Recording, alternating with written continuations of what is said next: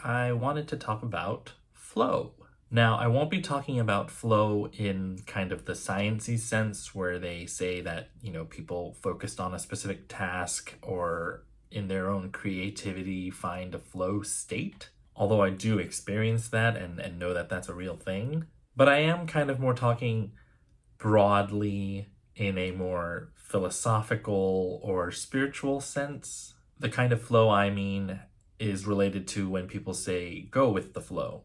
It's the kind of flow that keeps you present and focused on each moment as it comes to you. And I also think that that kind of flow is connected to a grander flow, whether you believe it's the flow of the universe or the flow of some higher being. I think especially as artists, when we tap into that flow, again, not the creative flow state, but being in touch with the flow of existence, we are able to kind of accept or be grateful. And I also think if talking about flow makes you think of the menstrual cycle, yeah, that's actually very profound in a way, because from that cyclical flow comes the possibility of life. And of course, when we think about flow, images of water probably also spring to mind. Spring. So because of the sheer unpredictability of what was happening over the last 2 years,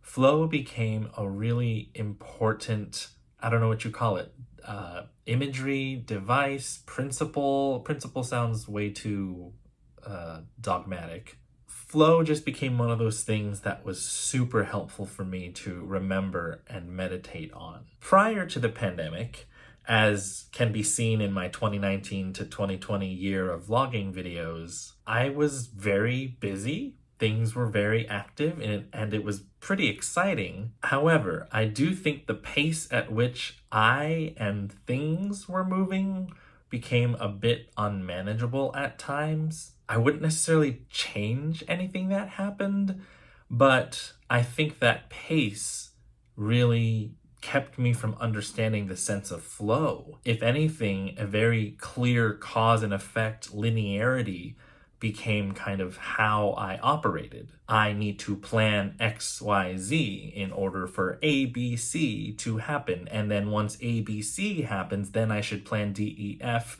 to get to GHI, and I go through the whole alphabet. And I still think that's true. I'm not saying all of a sudden cause and effect and linearity of time are no longer things. But I will say I was probably more stressed out than I needed to be, and I was probably not sleeping as well as I could have been. And don't get me wrong, during the past couple years, I have definitely lost a lot of sleep and I was definitely stressed out a lot of the time. But what I'm getting at is learning this concept of flow really helped me understand how I could approach what was before me, given its unpredictability. I was a planner. I still am a planner, but I was very much reliant upon my ability to plan things out.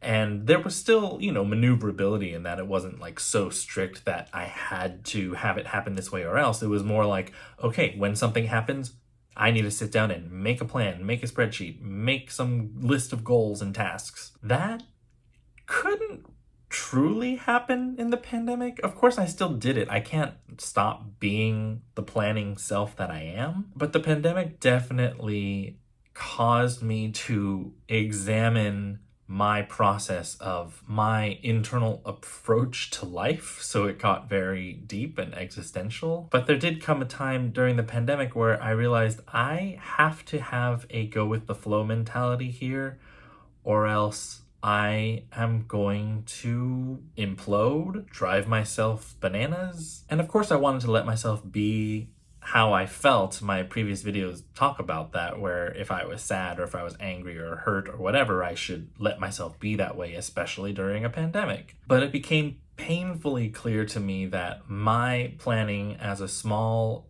itty-bitty human being on this earth can only take me so far. And I guess I just became very disillusioned with the whole define success for yourself and set goals and you will make it someday, which I know maybe not everybody says it that way, but that's kind of how we like to operate and tell the narrative of other successful people, is they dreamt it and they went for it and they got it. But if the pandemic was evidence for anything, it's look at how many people don't get the thing that they want.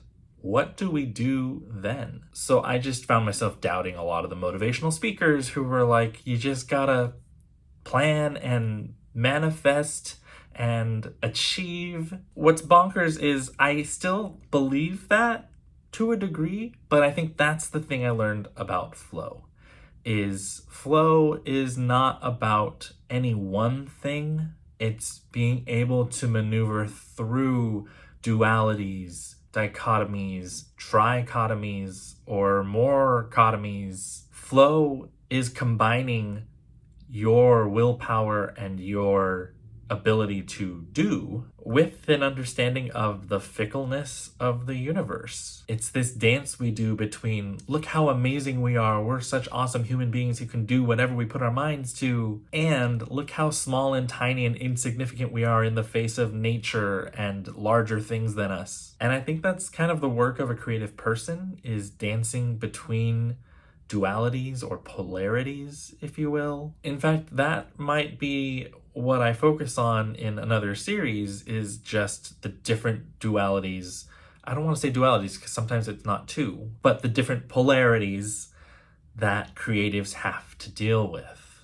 How I visualize flow is like a river. Like I am in a river and the flow is happening. And there are definitely times where the flow is manageable and you can kind of paddle your way over here or over there and avoid a rock or two that might be in the way. And you might have the luxury to not paddle at all and just let the river carry you. And then there are other times where the flow is ridiculous and it's thrashing you about, and it is still up to you to do what you can to avoid hitting a rock. But there are other times where it's actually safer for you to just let the flow carry you because your resistance may be the thing that pulls you under. I don't know if that's scientifically true. That's just how I've experienced this thing, and it's an analogy.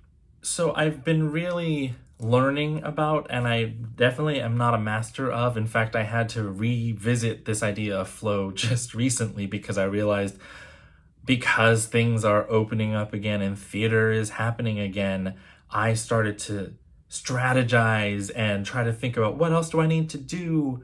And again, that's not wrong. That's not a bad thing. Even these videos is a choice that I'm making to put myself out into the world again. But shame on me, fool me 3,000 times if I start to believe I know what's going to happen with the things that I'm doing. And so recently I actually made this an Instagram post. I came back to these two sentences, which is everything is possible and nothing is guaranteed. That's kind of a duality right there. And in a weird way, recognizing both of those is very freeing, because to know that everything is possible means, yeah, go for it. Plan, do what you gotta do, strategize, meet cool people, live the life you want. And on the other hand, nothing is guaranteed reminds you to hold everything kind of with a loose grip. And that's a dance. It's not easy. Sometimes I hold very tightly and I have wishes and dreams and I'm so optimistic. And then other times I say, well, what's the point? Why hope at all? Might as well just let things be and not even care. And I go back and forth, or hopefully I'm swimming in and exploring what it means to flow in between these two things. I don't know, I'm probably mixing up my analogy with the river and all that, but I guess that's to say, learning to flow with how the flow of time is going has been a skill that I've had to develop. It's not something that comes naturally to me. It's something that I have to continue to remind myself and recognize, because it's everywhere. I see it everywhere. These polarities and the need to maneuver amongst the different poles. And the little bit that I've kind of internalize this concept has truly helped me with that existential dread that I was feeling over the past couple years. When I am in touch with flow, it brings a sort of meta peace, P-E-A-C-E. And I say meta peace because I definitely do not want to sound like, well, just get in touch with flow and you will be peaceful. No, because getting in touch with that flow has sometimes meant being completely thrown off and disillusioned and sad. And yet there's like a meta peace that comes with understanding that that's all part of the flow, if that makes any sense.